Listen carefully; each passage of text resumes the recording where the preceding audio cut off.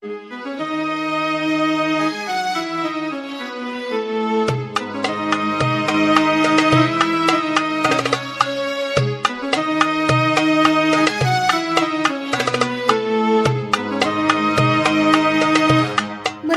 sejarah Nahdlatul Ulama. Kejayaan NU sekarang ini tidak lepas dari perjuangan para masyayikh dalam mempertahankan ajaran Ahlus Sunnah wal Jamaah di tengah pergulatan kekuasaan Wahabi di dunia. Nahdlatul Ulama yang berarti kebangkitan kaum ulama berdiri untuk mempertahankan kehidupan keagamaan Ahlus Sunnah wal Jamaah berdasarkan 4 madhab, yaitu Hanafi, Maliki, Syafi'i, dan Hambali dalam bidang fikih, Asy'ariyah dan Maturidiyah di bidang teologi, dan merujuk Junaid al-Baghdadi dan Al-Ghazali dalam bidang tasawuf. Nahdlatul Ulama juga lahir untuk membendung sikap kaku kaum modernis maupun puritan dalam praktek keberagamaan. Namun, sebelum dijelaskan proses lahirnya NU di Nusantara, perlulah terlebih dahulu digambarkan latar belakang dunia Islam internasional pra-kelahiran NU. Berawal dari dunia Islam sebelum kelahiran NU. Dunia Islam pada Perang Dunia Pertama yang berakhir pada tahun 1918 yang dikuasai Kesultanan Turki Utsmani di Turki mengalami keguncangan politik kekuasaan. Kekuasaan sultan yang meneruskan tradisi kekhalifahan Islam di seluruh dunia mulai dipersoalkan oleh kaum nasionalis Turki yang dipimpin oleh Mustafa Kemal Pasha, di mana akhirnya pada tahun 1922 Majelis Rakyat Turki menghapus kekuasaan Sultan Abdul Majid dan menjadikan Turki sebagai negara berbentuk republik, dan 2 tahun kemudian, yakni pada tahun 1924, Majelis Rakyat Turki itu pun menghapuskan lembaga khilafat. Perkembangan politik di Turki tersebut ternyata cukup bikin bingung dunia Islam. Ada di antara para pemimpin Islam yang kemudian mulai berpikir untuk membentuk khilafat baru, termasuk kaum muslimin Indonesia yang merasa ikut bertanggung jawab untuk menyelesaikan masalah tersebut. Saat itu, pada tahun 1924, kebetulan Mesir sedang mempersiapkan sebuah muktamar tentang masalah khilafat tersebut. Penguasa Mekah, yaitu Syarif Hussein, yang menguasai kota-kota suci Islam setelah runtuhnya Daulah Utsmaniyah pada tahun 1916, membentuk semacam Dewan Penasehat Khalifah, termasuk diantaranya 2 orang Asia Tenggara yang bermukim di Mekah dan mengadakan sebuah kongres haji yang biasa disebut dengan Muktamar Al-Hajj di Mekah pada Juli 1924. Dengan harapan mendapatkan dukungan internasional bagi klaimnya atas gelar khalifah. Kongres ini adalah yang pertama dari serangkaian Kongres Islam Internasional yang diselenggarakan pada tahun 1920-an. Namun, para pesertanya gagal mencapai kata sepakat untuk memberikan dukungan yang diharapkan Syarif Hussein. Beberapa bulan kemudian, yakni pada bulan Oktober 1924, musuh politik Syarif Hussein yakni Abdul Aziz Ibnu Saud menyerbu Mekah dan membuyarkan keinginan-keinginannya. Pada akhir tahun berikutnya, seluruh Hijaz yakni bagian sebelah barat semenanjung Arab, termasuk pelabuhan penting Jeddah, berada di tangan Ibnu Saud. Sementara Hussein sudah melarikan diri ke luar negeri dan tak punya kekuasaan sama sekali. Pada waktu itu, sedang dilakukan persiapan-persiapan penyelenggaraan Kongres Khilafat yang akan diadakan di Kairo pada bulan Maret 1925. Inisiatif penyelenggaraannya berasal dari para ulama Al-Azhar yang didorong oleh Raja Mesir, Fuad, calon lain untuk kursi khalifah. Pemikir pembaru terkemuka yaitu Rashid Ridho, salah seorang penyelenggaranya, sudah mengirim undangan kepada Syarikat Islam dan Muhammadiyah, organisasi penting yang ada di Indonesia saat itu. Namun kesulitan-kesulitan internal di Mesir mengganggu persiapan kongres dan menyebabkan kongres itu harus ditunda sampai bulan Mei 1926. Dalam pandangan Ibnu Saud, yaitu penguasa Hijaz yang baru, persiapan Kongres Kairo dengan kemungkinan terpilihnya Raja Fuad sebagai khalifah baru merupakan ancaman atas posisinya terutama di Hijaz. Karena itu, Ibnu Saud menyelenggarakan kongres tandingan di Mekah selama Juni sampai Juli 1926 dengan menyelenggarakan tema tentang haji. Tetapi kenyataannya ia berusaha untuk memperoleh legitimasi umat Islam. Kedua kongres yang hampir bersamaan itu menunjukkan adanya persaingan untuk meraih kedudukan sebagai pemimpin seluruh umat Islam. Kemudian suasana di tanah air. Pada tahun 1920-an juga merupakan rentang waktu di mana di Indonesia pun diadakan kongres-kongres umat Islam. Di tahun-tahun 1922 sampai 1926, para aktivis muslim dari berbagai organisasi dan perhimpunan mengadakan serangkaian kongres bersama yang disebut Kongres Al-Islam untuk membicarakan berbagai masalah penting yang menjadi keprihatinan bersama. Semua aliran Islam Indonesia terwakili dalam kongres-kongres ini, walaupun wakil kaum modernis terlalu banyak. Kongres Al-Islam ketiga yang diselenggarakan pada bulan Desember 1924 didominasi pembicaraan mengenai khilafah dan para pesertanya memutuskan untuk mengirimkan delegasi yang mewakili Sarekat Islam, Muhammadiyah, dan kaum tradisionalis ke Kongres Kairo. Karena terjadi penundaan di Mesir, delegasi ini tidak jadi berangkat. Menjelang Kongres Al-Islam keempat pada Agustus 1925, datang pula undangan untuk menghadiri Kongres Mekah. Masalah penentuan pilihan antara Kairo dan Mekah, dan masalah sikap yang diambil terhadap rezim Saudi yang baru berkuasa di Mekah, menimbulkan perselisihan pendapat antara Sarekat Islam dan Muhammadiyah serta tradisionalis. Baik kongres di Kairo maupun di Mekah tidak satupun memperhatikan tradisi lokal Islam di belahan dunia lainnya. Kalangan tradisionalis Indonesia merasa khawatir dengan kondisi yang ada.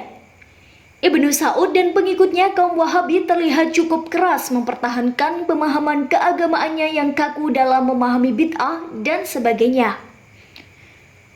Misalnya penentangan Wahabi terhadap segala sesuatu yang bernada pemujaan kepada wali dan orang yang sudah meninggal. Kaum Wahabi sudah banyak menghancurkan makam di dalam dan di sekitar kota Mekah, serta memberangus berbagai praktik keagamaan tradisional. Bagi kaum muslim tradisionalis Indonesia, penaklukan atas Mekah tersebut merupakan peristiwa yang sangat mencemaskan. Secara sederhana disebutkan bahwa situs-situs penting yang hilang dapat melunturkan pemahaman dan bahkan tidak mengenal sejarah sama sekali. Namun yang paling utama di atas situasi dunia Islam saat itu adalah NU ingin mempertahankan sistem bermadhab. Karena bermadhab itu merupakan keharusan di mana setiap orang tidak mungkin melakukan ijtihad sendiri tanpa didasari dasar-dasar keagamaan yang kuat. Sementara imam madhab lebih tinggi dalam menetapkan hukum dengan kemampuan dan penguasaan teks, metodologi dan aspek-aspek sejarah yang melatar belakangi lahirnya suatu hukum. Sentimen anti-madhab yang cenderung puritan dengan berupaya memberangus tradisi dan budaya yang berkembang di dunia Islam menjadi ancaman bagi kemajuan peradaban Islam itu sendiri. Yai Wahab bertindak cepat ketika umat Islam yang tergabung Central Committee Al-Islam yang biasa disebut dengan CCI dibentuk tahun 1921 yang kemudian bertransformasi menjadi Central Committee Khilafat yang biasa disebut dengan CCC. Dibentuk tahun 1925 akan mengirimkan delegasi ke Muktamar Dunia Islam yang biasa disebut dengan Muktamar Alam Islami di Mekah tahun 1926. Sebelumnya, CCC menyelenggarakan Kongres Al-Islam keempat pada 21 sampai 27 Agustus 1925 di Yogyakarta. Salah satu agendanya ialah membahas undangan Raja Ibnu Saud kepada umat Islam Indonesia untuk menghadiri Kongres Islam Sedunia di Mekah. Undangan itu juga dibahas dalam Kongres Al-Islam 5 di Bandung pada 5 Februari 1926. Dalam forum ini, Kiai Wahab secara cepat menyampaikan pendapatnya menanggapi akan diselenggarakannya Muktamar Dunia Islam. Usul Kiai Wahab antara lain, delegasi CCC yang akan dikirim ke Muktamar Islam di Mekah harus mendesak Raja Ibnu Saud untuk melindungi kebebasan bermadhab. Sistem bermadhab yang selama ini berjalan di Tanah Hijaz harus tetap dipertahankan dan diberikan kebebasan. Kiai Wahab beberapa kali melakukan pendekatan kepada para tokoh CCC, yaitu Wewondoa Miseno, Kiai Haji Mas Mansur, dan Hoscokroaminoto juga Ahmad Surkati. Namun, diplomasi Kiai Wahab terkait risalah yang berusaha disampaikannya kepada Raja Ibnu Saud selalu berakhir dengan kekecewaan karena sikap tidak kooperatif dari para kelompok modernis tersebut. Dalam kongres tersebut, kaum muslim modernis seperti Muhammadiyah dan Syarikat Islam sangat mendominasi sehingga kalangan tradisionalis tidak mendapatkan kesempatan untuk berangkat bersama utusan Kongres Al-Islam dari Indonesia. Namun, pada saat itu, kaum tradisionalis sudah memutuskan untuk berangkat sendiri menyampaikan pendapatnya kepada penguasa Hijaz. Hal ini didorong oleh Kiai Haji Ahmad Wahab Asbullah, yang merupakan juru bicara kaum tradisionalis paling vokal pada Kongres Al-Islam kepada para kiai terkemuka di Jawa Timur agar mengirimkan utusan sendiri ke Mekah untuk membicarakan masalah madhab dengan Ibnu Saud.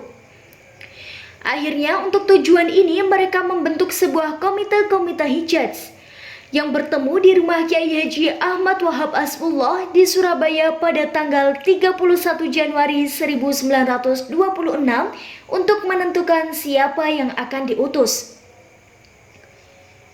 Pembentukan komite Hijaz yang akan dikirim ke Muktamar Dunia Islam ini telah mendapat restu dari Hadratus Syekh Kiai Haji Muhammad Hasyim Asy'ari. Perhitungan sudah matang dan izin dari Hadratus Syekh Kiai Haji Hasyim Asy'ari pun telah dikantongi. Maka, pada 31 Januari 1926, Komite Hijaz mengundang ulama terkemuka untuk mengadakan pembicaraan mengenai utusan yang akan dikirim ke Muktamar di Mekah. Para ulama dipimpin Hadratus Syekh Kiai Haji Hasyim Asy'ari datang ke Kertopaten Surabaya dan sepakat menunjuk Kiai Haji Wahab Asbullah dan Syekh Ahmad Gunaim Al-Misri untuk menghadiri Kongres Islam Sedunia di Mekah sekaligus menemui Raja Ibnu Saud. Mereka membawa pesan para ulama agar Ibnu Saud menghormati ajaran madhab 4 dan memberikan kebebasan dalam menunaikan ibadah dan membatalkan pembongkaran makam Rasulullah SAW. Namun setelah keduanya terpilih, timbul pertanyaan siapa atau institusi apa yang berhak mengirim kedua ulama tersebut. Maka lahirlah Jam'iyah Nahdlatul Ulama. Nama ini atas usul Kiai Haji Mas Alwi bin Abdul Aziz pada 16 Rajab 1344 Hijriah yang bertepatan dengan 31 Januari 1926 Miladiah. Perjalanan ke Mekah untuk menemui Raja Ibnu Saud ini pernah diceritakan oleh Gus Muwafiq dalam sebuah pengajian. Selengkapnya sebagai berikut. Mbah Hasyim Asy'ari niku kendele 1000 wong. Wekdal makame Kanjeng Nabi ajeng dibongkar. Satu-satunya ulama sing wantun ngirim santri ini ken nentang niku nameng saking Indonesia, saking Tebireng utusane Hadratus Syekh Hasyim Asy'ari. Sak donya niku pun wedi kabeh. Soale teng Mekah wonten tiyang beto bedil, sapa sing nglawan dibedil namine Ibnu Saud. Niku kabeh dibedil mboten enten sing wantun. Sampai akhirnya saking ora ana sing wani ngantos akhirnya makame Kanjeng Nabi ajeng dibongkar. Mboten enten sing wantun. Akhirnya saking Indonesia wonten keprihatinan Hadratus Syekh Hasyim Asy'ari kongkonan Kiai Wahab Hasbullah hab budal ning Mekah. Sapa jaen sing wani sik kendel aja sing jirih-jirih kaya ngene-ngene iki jaen budal. Sapa ae sing arep bongkar makame Kanjeng Nabi tabraken pasrah bongkokan wiritane ngene iki ketoke ngoten niku. Dugi Arab ternyata teng Arab pun mboten enten sing wantun. Akhirnya Kiai Wahab Hasbullah golek bolo. Sopo ya sing iso takjak bareng-bareng nolak bongkar makame Kanjeng Nabi ki sopo? Ternyata ora eneng neng Mekah kabeh wis melayu enten teng Mesir, enten teng Syria, enten teng Yaman. Mula Kiai Wahab Hasbullah goleki sopo? Tibake sing wani mung garek kekuatan loro.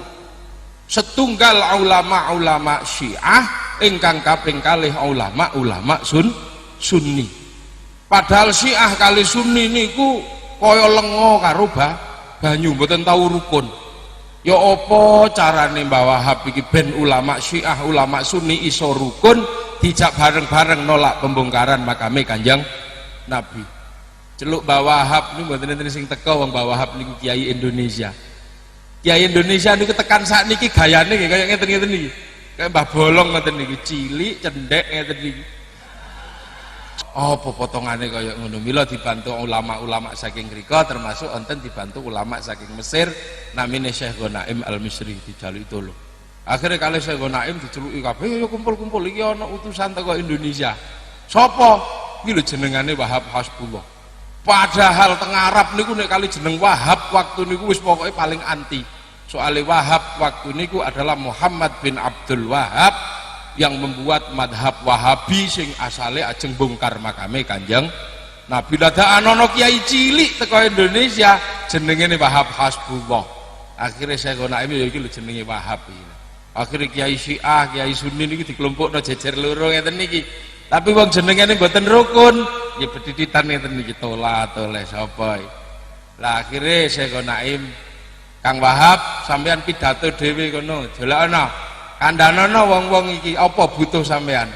Hadirin hadirat, iki santrine Hadratus Syekh Hasyim Asy'ari. Hah? Kiai cilik iku santrine Hadratus Syekh Hasyim Asy'ari. Iya iku santrine Hadratus Syekh Hasyim Asy'ari. Lah ora ngomong ket wingi sampean. Lho kok iso? Lho wong sak Mekah niku kabeh kenal kalih Hadratus Syekh Hasyim Asy'ari. Soale satu-satunya ulama Asia waktu niku sing entuk gelar Hadratus Syekh niku Kiai Hasyim Asy'ari. Niku kuburane. Riyen teng Mekah niku sing jenengane Al-Faqih. Gelar Al-Faqih niku syarate apal 2000 hadis sahih. Gelar Al-Alim niku syarate apal rubu'ul Quran, seprapat Quran kudu hafal. Asy-Syaikh kudu hafal Sahih Bukhari, Sahih Muslim. Lah nek muni Hadratus Syekh kudu hafal kutubus sittah. Ayo. Kuburane nang kono wonge. Mula awak dhewe aja sembrono ngrasani ono kuburan nang kono. Ulama Indonesia sing hafal kutubus sittah entuk gelar Hadratus Syekh Hasyim Asy'ari. Dhisik sadurunge Hadratus Syekh Hasyim Asy'ari ana ulama wedok jenenge Syaikhah Fatimah Al-Falimbani, gurune Syekh Yasin Padang niku hafal kutubus sittah. Sak rijalul hadis. Jadi aman sampean melok Hadratus Syekh Hasyim Asy'ari, gak usah wedi dilok-lokno bid'ah, dilok-lokno tahayul karo wong sing apal hadis telu, gak usah wedi. Bareng ngoten iki terus Mbah Wahab pede. Wah, aku santrine Hadratus Syekh. Pidato Mbah Wahab, hadirin hadirat, kula diutus guru kula kengken nyuwun panjenengan sedaya niki bergerak. Bergerak bab napa mangke kula cerita. Saniki kula ajeng takok sik. Ulama tenggen kula teng Indonesia niku nek petuk cium tangan. Tapi ulama teng mriki kok dadak cium pipi kiri pipi kanan niku sebab napa nggih? Akhirnya dijawab kali ulama mereka soale nek pipi kiri pipi kanan kepedhok niku mangke dados saksi tengarsane Allah, nek kulit padha kulit tahu petuk liqa kebutuhan aizul Islam wal muslimin li'ala'i kalimatillah. Oh nggih jawab ya mantuk-mantuk ngoten niku tok. Tapi wong Mbah Wahab akali kata takon, lah apa bedane ambek semut? Semut iku ben petuk kancane, Mas. Pak, para alim, niku ya cium pipi kiri, pipi kanan. Ya semut. Loh. Ora ana sing jawab wong ora eneng dasare semut teng Arab ya angel. Akhirnya jawab dhewe karo Mbah Wahab. Sampeyan nek mboten ngerti semut napa kok nek petuk cium pipi kiri, pipi kanan. Soalnya setunggal biyen waktu Nabi Nuh mengarungi dunia, kabeh kewan dititipno kapale Nabi Nuh. Saking kuatire Nabi Nuh, jangan-jangan kewan iki mangke nek numpak kapale Nabi Nuh kawin, manak kapale abot lelep kerem. Mila enten kebijakane Nabi Nuh, kabeh manuk dititipno neng lemarine Nabi Nuh. Dadi kabeh manuke kewan niku dicopoti titipno jero lemarine Nabi Nuh. Begitu perjalanan ini sampai di daratan, kabeh kewan melayu disi, saking senenge weruh daratan, sing mencolot kawitan niku jaran. Jaran mencolot kawitan, sing disaut kliru manuke gajah.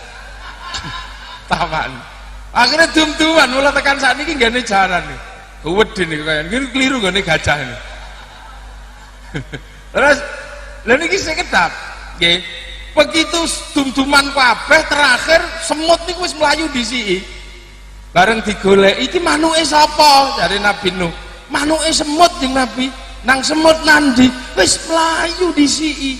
Akhirnya digolek-goleki dintenteni mboten balik-balik. Akhirnya manuke semut dikentirno sak lemarine Nabi Nuh, kentir bablas. Mula tekan saiki semut ben petuk koncone, takok manukmu wis ketemu durung?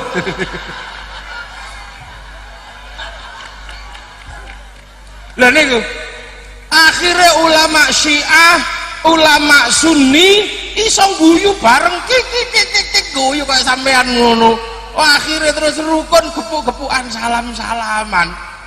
Lho iki lho kiaimu lho kiai itu gawe cerita ono awon.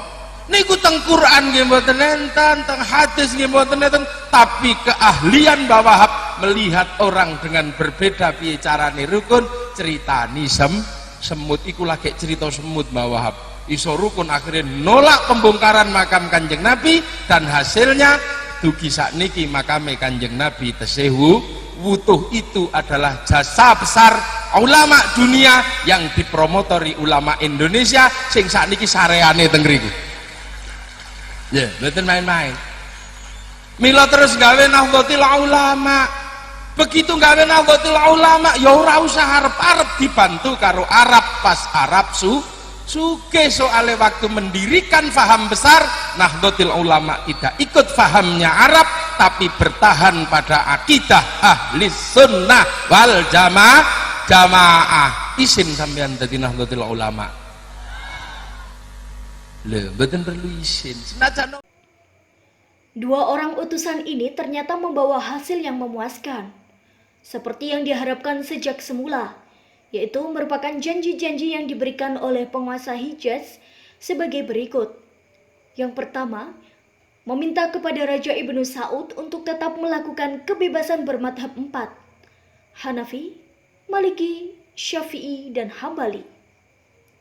Yang kedua, memohon tetap diramaikannya tempat-tempat bersejarah karena tempat tersebut diwakafkan untuk masjid, seperti tempat kelahiran Siti Fatimah, bangunan Haizuran, dan lain-lain. Yang ketiga, mohon disebarluaskan ke seluruh dunia Islam setiap tahun sebelum jatuhnya musim haji mengenai hal ihwal haji, baik ongkos haji, perjalanan keliling Mekah maupun tentang syekh. Yang keempat, mohon hendaknya semua hukum yang berlaku di tanah Hijaz ditulis sebagai undang-undang, supaya tidak terjadi pelanggaran hanya karena belum ditulisnya undang-undang tersebut. Yang kelima, Jam'iyah Nahdlatul Ulama mohon jawaban tertulis yang menjelaskan bahwa utusan sudah menghadap Raja Ibnu Saud dan sudah pula menyampaikan usul-usul Nahdlatul Ulama tersebut. Janji-janji seperti itu selanjutnya termaktub di dalam surat resmi Raja Ibnu Saud nomor 2082 pada tanggal 24 Dzulhijjah 1347 Hijriah yang bertepatan dengan tanggal 13 Juni 1928 Miladiah yang dikirimkan kepada pengurus besar Nahdlatul Ulama. Selanjutnya adalah kelahiran Jam'iyah Nahdlatul Ulama. Setibanya di Tebu Ireng, santri As'ad dengan nama lengkap Kiai Haji Raden As'ad Syamsul Arifin Situbondo menyampaikan tasbih yang dikalungkan oleh dirinya dan mempersilahkan Hadratus Syekh Kiai Haji Muhammad Hasyim Asy'ari untuk mengambilnya sendiri dari leher As'ad. Bukan bermaksud As'ad tidak ingin mengambilkannya untuk Kiai Haji Hasyim Asy'ari, melainkan As'ad tidak ingin menyentuh tasbih sebagai amanah dari Kiai Haji Khalil Bangkalan kepada Hadratus Syekh Kiai Haji Hasyim Asy'ari. Sebab itu, tasbih tidak tersentuh sedikit pun oleh tangan As'ad selama berjalan kaki dari Bangkalan ke Tebu Ireng. Setelah tasbih diambil, Kiai Haji Hasyim Asy'ari bertanya kepada As'ad, "Apakah ada pesan lain lagi dari Bangkalan?" Kontan As'ad hanya menjawab, "Ya Jabbar, ya Qahhar." Dua Asmaul Husna tersebut diulang oleh As'ad hingga 3 kali sesuai pesan sang guru. Setelah mendengar lantunan itu, Hadratus Syekh Kiai Haji Hasyim Asy'ari kemudian berkata, "Allah Subhanahu wa Ta'ala telah memperbolehkan kita untuk mendirikan Jam'iyah." Riwayat tersebut merupakan salah satu tanda atau petunjuk di antara sejumlah petunjuk berdirinya Nahdlatul Ulama. Akhir tahun 1925, santri As'ad kembali diutus Mbah Khalil untuk mengantarkan seuntai tasbih lengkap dengan bacaan Asmaul Husna, "Ya Jabbar, ya Qahhar." Berarti menyebut nama Tuhan yang Maha Perkasa, ke tempat yang sama dan ditujukan kepada orang yang sama, yaitu Hadratus Syekh Mbah Kiai Haji Hasyim Asy'ari. Petunjuk sebelumnya, pada akhir tahun 1924, santri As'ad diminta oleh Mbah Khalil untuk mengantarkan sebuah tongkat ke Tebu Ireng. Penyampaian tongkat tersebut disertai seperangkat ayat Al-Quran Surat Toha ayat 17-23 yang menceritakan mukjizat Nabi Musa alaihissalam. Awalnya, Kiai Haji Abdul Wahab Hasbullah sekitar tahun 1924 menggagas pendirian Jam'iyah yang langsung disampaikan kepada Hadratus Syekh Kiai Haji Hasyim Asy'ari untuk meminta persetujuan. Namun Kiai Haji Hasyim Asy'ari tidak lantas menyetujui terlebih dahulu sebelum ia melakukan sholat istikharah untuk meminta petunjuk kepada Allah Subhanahu wa Ta'ala. Sikap bijaksana dan kehati-hatian Kiai Haji Hasyim Asy'ari dalam menyambut permintaan Kiai Haji Wahab juga dilandasi oleh berbagai hal. Di antaranya, posisi Hadratus Syekh Kiai Haji Hasyim Asy'ari saat itu lebih dikenal sebagai Bapak Umat Islam Indonesia. Hadratus Syekh Kiai Haji Hasyim Asy'ari juga menjadi tempat meminta nasihat bagi para tokoh pergerakan nasional. Peran kebangsaan yang luas dari Hadratus Syekh Kiai Haji Hasyim Asy'ari itu membuat ide untuk mendirikan sebuah organisasi harus dikaji secara mendalam. Hasil dari istikharah Hadratus Syekh Kiai Haji Hasyim Asy'ari dikisahkan oleh Kiai Haji As'ad Syamsul Arifin. Kiai As'ad mengungkapkan petunjuk hasil dari istikharah Hadratus Syekh Kiai Haji Hasyim Asy'ari justru tidak jatuh di tangannya untuk mengambil keputusan, melainkan diterima oleh Kiai Haji Khalil Bangkalan yang juga guru Mbah Hasyim dan Mbah Wahab.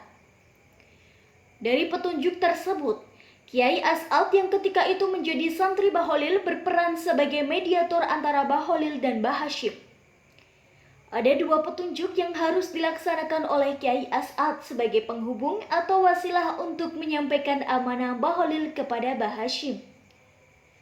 Dari proses lahir dan batin yang cukup panjang tersebut menggambarkan bahwa lika-liku lahirnya NU tidak banyak bertumpu pada perangkat formal sebagaimana lazimnya pembentukan organisasi. NU lahir berdasarkan petunjuk Allah Subhanahu wa Ta'ala. Terlihat di sini, fungsi ide dan gagasan tidak terlihat mendominasi. Faktor penentu adalah konfirmasi kepada Allah Subhanahu wa Ta'ala melalui ikhtiar lahir dan batin. Namun, Tidak bisa dipungkiri bahwa berdirinya Nahdlatul Ulama merupakan rangkaian panjang dari sejumlah perjuangan.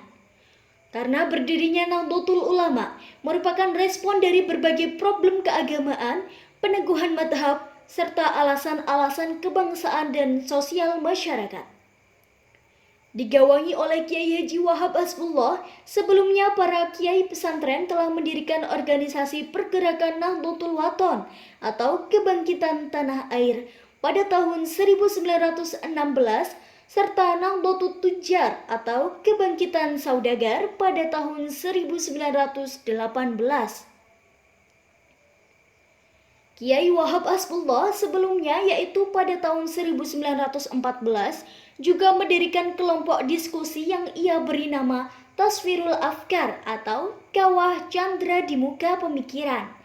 Ada juga yang menyebutnya Nahdlatul Fikr atau Kebangkitan Pemikiran. Dengan kata lain, NU adalah lanjutan dari komunitas dan organisasi-organisasi yang telah berdiri sebelumnya, namun dengan cakupan dan segmen yang lebih luas. Selanjutnya, pembentukan Komite Hijaz yang dilakukan di rumah Kiai Haji Wahab Hasbullah ini dianggap sebagai hari lahirnya Nahdlatul Ulama. Selain rapat Komite Hijaz memutuskan hal tersebut di atas, juga menyusun pengurus besar Nahdlatul Ulama yang terdiri dari dua bagian, yaitu Syuriah dan Tanfidiyah.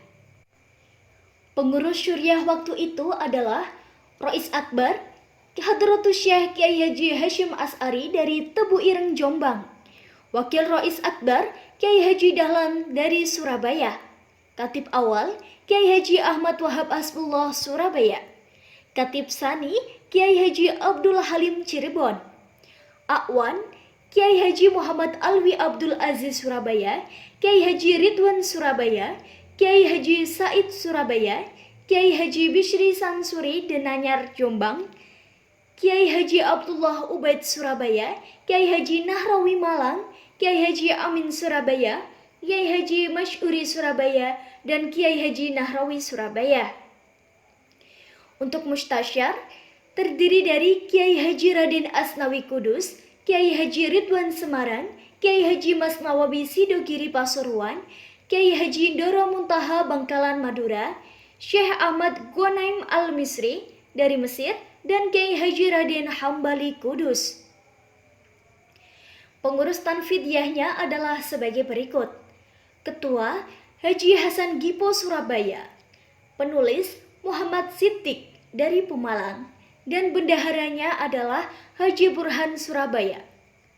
Untuk pembantunya Haji Soleh Syamil Surabaya, Ihsan Surabaya, Ja'far Alwan Surabaya, Usman Surabaya, Ahzab Surabaya, Nawawi Surabaya, Dahlan Surabaya, dan Haji Mangun Surabaya. Pada awal berdirinya, Nahdlatul Ulama belum menetapkan anggaran dasar. Baru pada Muktamar 1928, organisasi ini menetapkan anggaran dasar untuk mendapatkan pengakuan pemerintah Hindia Belanda. Belakangan, Nahdlatul Ulama menetapkan anutannya terhadap 4 madhab, yaitu Hanafi, Maliki, Syafi'i, dan Hambali, demi kemaslahatan umat. Artinya, Nahdlatul Ulama tampil sebagai pengawal kesinambungan tradisi dan ajaran 4 madhab dan akidah Ahlus Sunnah wal Jamaah. Di samping itu, Nahdlatul Ulama memiliki manhaj al-fiqh yang memberi makna terhadap nilai-nilai aswaja dalam konsep atau prinsip-prinsip mabadi al-ummah. Nilai-nilai aswaja sebagai prinsip mabadi al-ummah paling tidak dapat dikelompokkan pada 2 bentuk. Yang pertama, aswaja sebagai metode perumusan konsep agama dengan menggunakan nakal dan akal secara berimbang. Dan yang kedua, aswaja sebagai metode perumusan konsep agama yang bertolak dari pendapat kaum ulama dan kemudian mengujinya kembali dengan nas Al-Quran dan Sunnah. Kalangan Nahdlatul Ulama meyakini perimbangan nakal dan akal. Metode ini sangat lentur, fleksibel, tawasud, itidal, tasamuh, dan tawazun. Keseimbangan demikian memungkinkan adanya sikap akomodatif atas perubahan-perubahan yang berkembang dalam masyarakat, sepanjang tidak bertentangan secara prinsipil dengan nas-nas formal. Hal ini tercermin dari sikap Aswaja yang mendahulukan nas namun juga memberikan porsi yang longgar terhadap akal, tidak mengenal tatoruf, tidak mengkafirkan ahli al-qiblat yang meliputi semua aspek kehidupan, baik akidah, muamalah, akhlak, sosial politik, budaya, dan lainnya. Kelenturan Aswaja inilah yang bisa mengantarkan Nahdlatul Ulama dapat diterima oleh mayoritas umat Islam. Selanjutnya berprinsip qaul nasyat al-hadri li ummatin qadimah min janib ummatin hadisah ma'al qudrah fit tarkib wa tashkil. Dari tarif tersebut dapat diimplementasikan pada kaidah al-muhafadzatu ala qadimis shalih wal akhdhu bil jadidil aslah.